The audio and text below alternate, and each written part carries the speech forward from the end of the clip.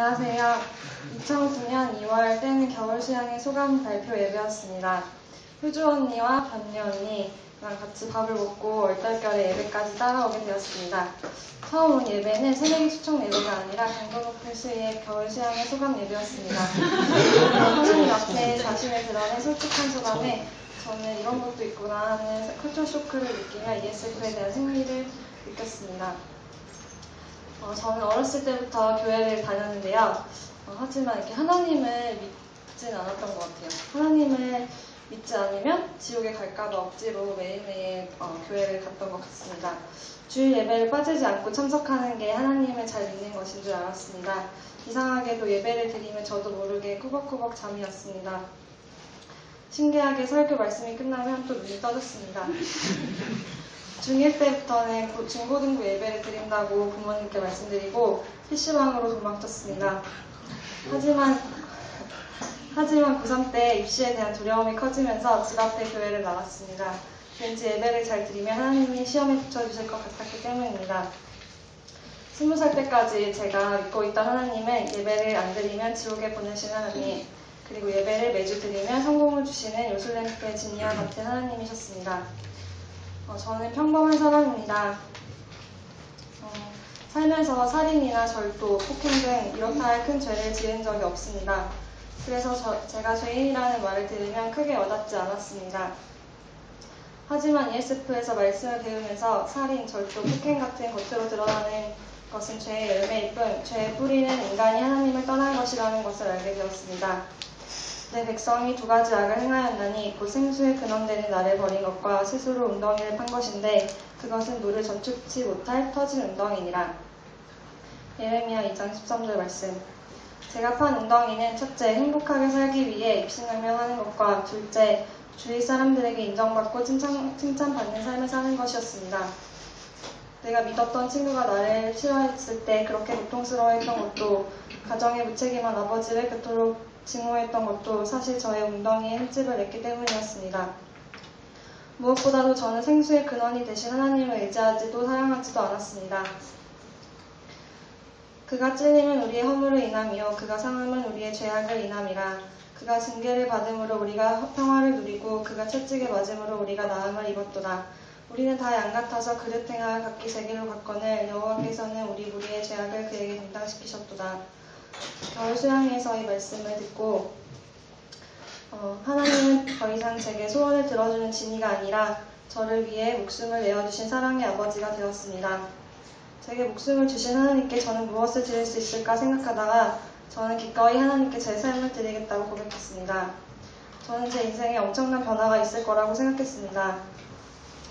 그러나 막상 수양회를 다녀오고 나서 큰 변화는 없었습니다. 저의 인격과 삶의 모습은 크게 달라진 바가 없었기 때문입니다. 이런 제게 하나님은 큰 시련을 주셨습니다. 양을 치게 된 것입니다. 저는 양을 치면서 제가 사랑이 없는 사람이라는 것을 알게 되었습니다. 저는 가족들을, 친구들을, 양을 사랑하지 않았습니다. 그저 칭찬받고 인정받기 위해 비위를 맞추었을 뿐입니다. 세상에는 세 가지 사랑이 있다고 합니다. 첫째는 상대방의 조건 때문에 사랑하는 것과, 둘째 상대에게 인정받기 위해 사랑하는 것과, 셋째는 진짜 사랑으로 그럼에도 불구하고 있는 모습 그대로 사랑하는 것이라고 합니다. 저는 진짜 사랑을 모르는 사람이었습니다. 칭찬과 인정이라는 우상을 내려놓고 진짜 사랑을 하고 싶어졌습니다. 우선 가족들을 그렇게 사랑하고 싶어졌습니다. 시키지 않아도 설거지와 청소를 해보고, 어머니께 사랑한다고 백허그도 해보고, 오빠가 심부름 시키면 분반 없이 해보고, 애교도 부려보고, 제가 그토록 증오하는 아버지의 잔소리를 정죄하지 않고 묵묵히 들어보기도 하고, 제 삶에 조용한 혁명이 일어났던 것 같습니다. 속으로는 물론 제가 예수님 때문에 참는다고 하면서 말입니다. 친구들과 이맨들에게도 진짜 사랑을 하고 싶어졌습니다. 선배는 모시고, 친구는 받들고, 후배는 섬기는 ESF의 멋진 선배들을 정신할 때마다 저도 진짜 사랑을 실천해보고, 조과제에서도 굳은 일을 맡아서 해보기도 하고, 후배들에게 더 상냥하게 대하고 진심으로 귀 기울여 경청하려고 노력도 해보았습니다. 저는 이제 깨달을 만큼 깨달았고, 제가 완전히 새 사람이 된 줄 알았습니다. 그러나 은혜를 잊어버리면서 저는 또다시 예전과 크게 달라진 것이 없는 평범한 사람이 되었습니다. 다시 아버지를 미워하게 되고 마음에 안 맞는 동역자를 정죄하고 목자님들을 원망하게 되었습니다. 이런 제게 하나님께서는 또 한 번의 시련을 주셨습니다. 4학년이 올라가면서 저는 신령이 매우 가난해졌습니다.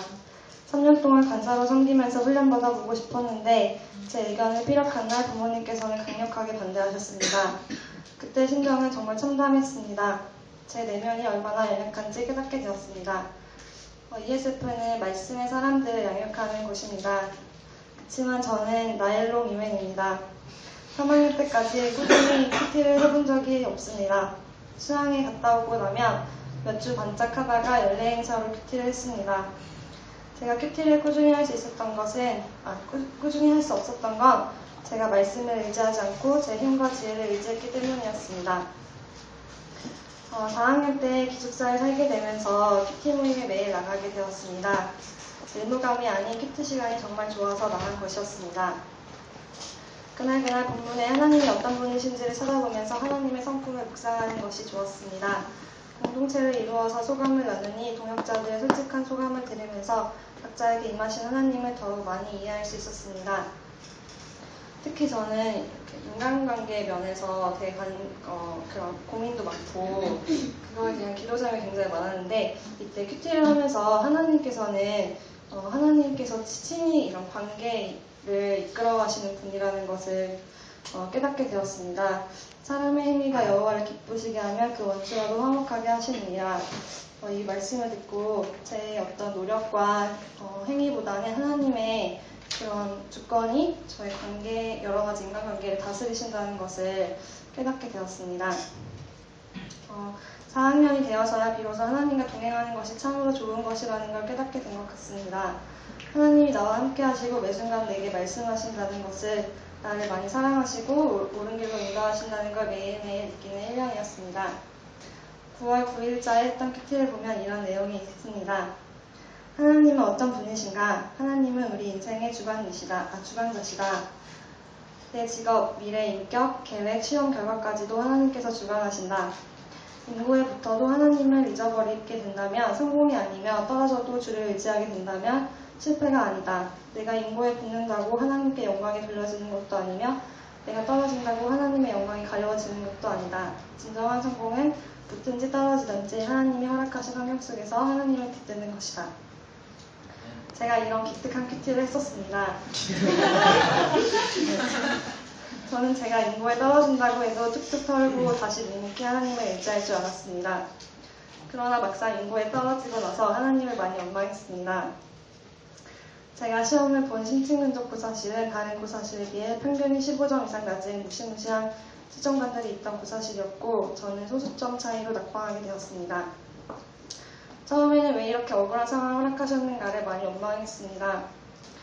그러나 하나님이 사랑하신 아브라함과 야곱, 요셉, 모세 등등의 사람들은 여러 환난 가운데서 연단을 받았습니다. 아브라함은 이삭을 바치라는 이해할 수 없는 시험을 통과해야 했고 야곱은 한도표가 부러져 절름발이가 되면서까지 하나님을 의지하게 만드셨고 요셉은 13년간 억울하게 노예와 성폭행범이 되면서까지 하나님을 의지하게 만드셨고 모세는 40년 동안 무명의 강화 생활을 거치면서 비로소 하나님을 의지하게 되었습니다. 제가 왜 그렇게 하나님을 원망했는지 알게 되었습니다. 저는 아직까지도 하나님께서는 제가 하나님을 잘 믿으면 행복과 평안만을 주시는 분으로 착각했었기 때문입니다. 하나님은 저의 진의가 아니라 저를 거룩한 백성으로 인도하시는 분이었는데 전 여전히 행복하고 평안한 삶의 누릴 멀어 있었던 것 같습니다.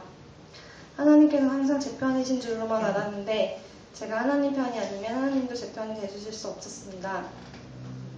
이번 일로 제가 정말로 하나님 편에 서 있었는지 생각해 보게 되었습니다. ESF에 와서 배운 것은 말씀이 꿀보다 더 달다는 것입니다. 매일 아침 말씀을 먹지 않으면 다시 원래대로 돌아간다는 것입니다. 졸업해도 매일 큐티하는 학사가 되고 싶습니다. 제 꿈은 성서왕국과 성서가정을 이루는 것입니다. 사실 제 예전에 원래 꿈은 입신양명이었는데요. 이곳에 와서 제 꿈이 많이 변한 것 같습니다. 그리고 메시지를 전하는 삶을 사는 것입니다. ESF에서 배운 소중한 가치관들을 가지고 저처럼 불우한 가정환경과 어린 시절을 보내고 있는 아이들에게 건강한 성경적인 가치관을 심어줄 수 있는 선생님이 되고 싶습니다. 또 할 수 있다면 저희 반 아이들과 아침 큐티 모임을 열어보고 싶습니다. 복 있는 사람은 악인의 길을 쫓지 아니하며 죄인의 길에 서지 아니하며 오만한 자의 자리에 앉지 아니하고 오직 여호와의 율법을 즐거워하여 그 율법을 주야로 묵상하는 자로다. 네. ESF에서 이렇게 자라기까지 제 옆에는 굉장히 힘이 돼주시고 많이 가르쳐주신 목자님들과 선배님들이 계셔주셨기 때문에 라고 생각합니다. 사실 대학에 와서 하고 싶은 것도 많고 다른 더 중요한 것들 많이 포기하고 제 곁에서 이렇게 말씀을 가르쳐 주시고 해주셨던 것들 정말 감사드리고요.